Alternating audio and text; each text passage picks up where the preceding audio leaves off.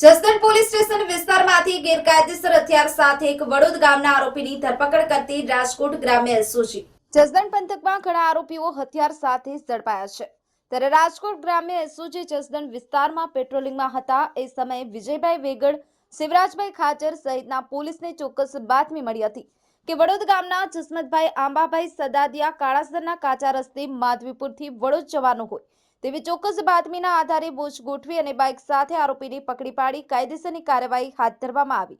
જોકે આ હથિયાર દેશી બનાવટી જામનગરી અગ્નિશસ્ત્ર, તેની સાથે ગન પાવડર, ટીલડી નંગ 11 છરા 420 નંગ અને મોટરસાયકલ સાથે વડોદ ગામના જસમતભાઈ આંબાભાઈ સદાદિયાની ધરપકડ કરી જેલ હવાલે કર્યો છે અને હાલ રાજકોટ ગ્રામ્ય એસઓજીના પીએસઆઈ પારગી સાહેબ તેમજ પોલીસ સંજય નિરંજની, અતુલ ડાભી, વિજય વેગડ સહિતના પોલીસ કાફલા સાથે રેડ કરતા આરોપીને દબોચી લેવાયો હતો। ઉપેન્દ્ર તેરૈયા, ન્યૂઝ 9 ગુજરાતી।